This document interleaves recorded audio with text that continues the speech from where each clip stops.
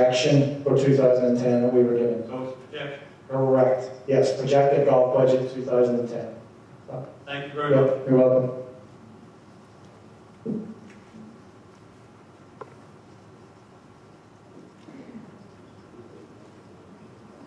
On what Kevin and Chris were saying earlier too, about trying to bring the golfers back. You made a comment in your recommendations, possibly about monthly. One of the things was brought up here earlier about in our community that they like to prepay money up front because, I guess, to get the interest off of it. Can you comment on the possibility of, if they went to monthly payments like you recommended in there earlier, the benefits or the negatives about having a monthly payment plan versus the interest loss in the possibility of gaining more people coming in here, how that might break down, please? Well, if you're talking about interest income, there isn't a whole lot of interest income that the association is earning right now. But I think the idea is that people that couldn't pay a great deal up front, or it was inconvenient for them, to provide them with a payment plan, which would include interest on the monthly assessment or the monthly payment. That's what the interest we were talking about. Would be a very small amount, obviously, because the interest rates are lower. That was the recommendation, that we allow members to pay the prepaid golf in installments plus interest. Okay.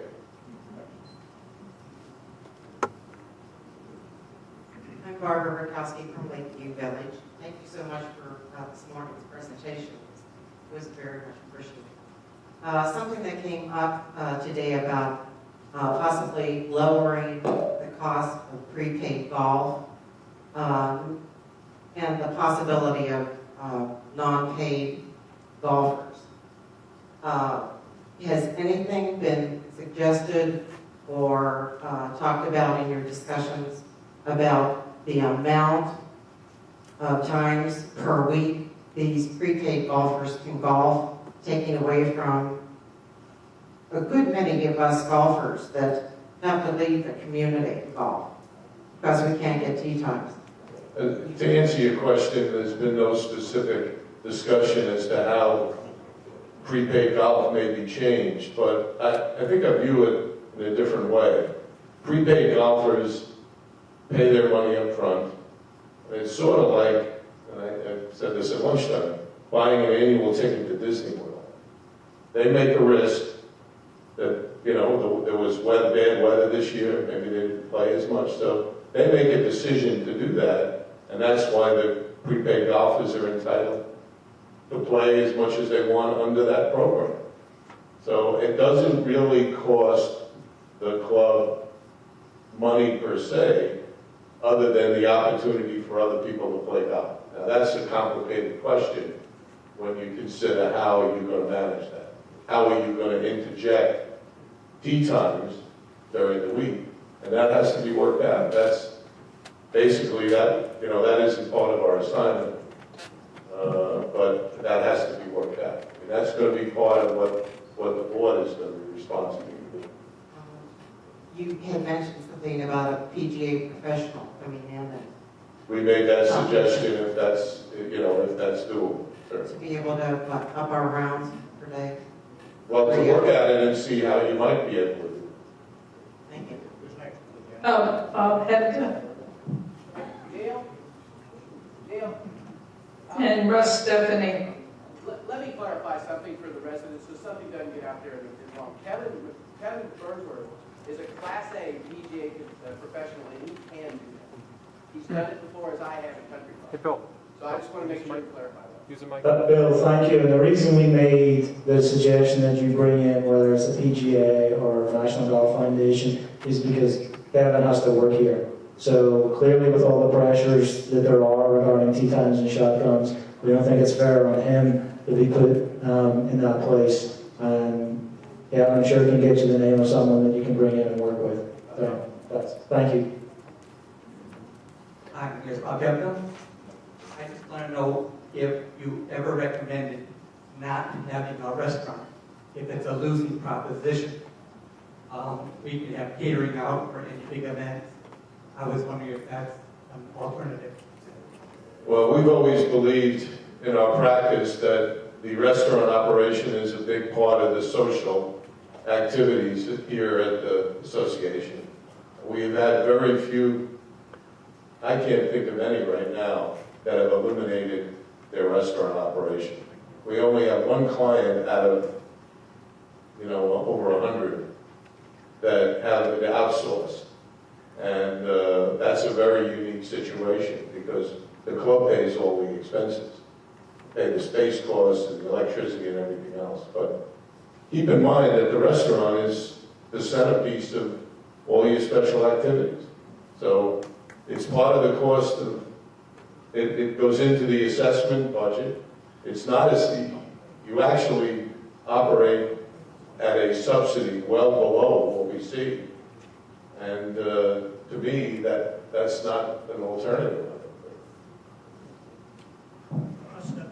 Russ, before you start, please. I have Ronald Krush and Bonnie Walsh.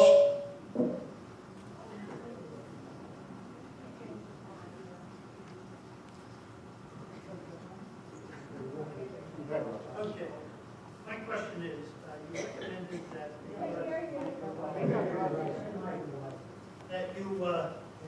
we consider the possibility of lowering the prepaid customers.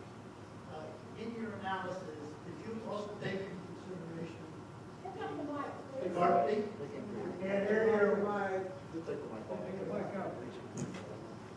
How's that? Okay. In your recommendation to lower prepaid customers, did you take into consideration the card fee as well? You're talking about trackage? Yes. I probably wouldn't change it. You wouldn't change trackage? Okay.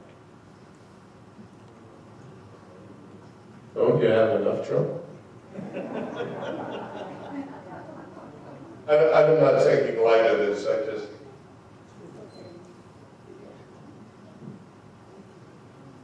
Ronnie Krush, the Spring Pines Village.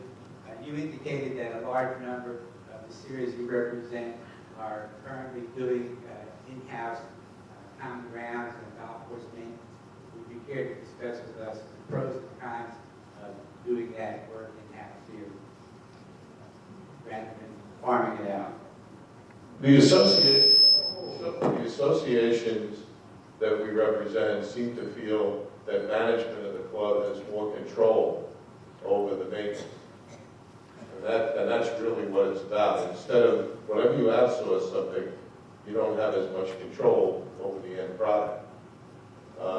They seem to do it well. I mean, you have to gather, I don't know how it was, or whether the employees, they currently work for Valley Crest, actually worked for the club at one time, which is usually what happens.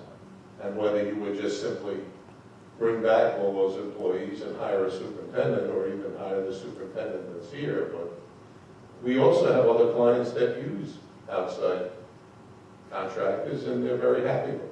It's something else that the manager doesn't have to worry about. So it's, it's a matter of taste, if you will. Bonnie Walsh. And followed by Larry Lampy. I decline. We'll all be happy. My questions were answered. Don't clap too loud. Carla Becker and Joseph Brett. And Larry's coming around from the back.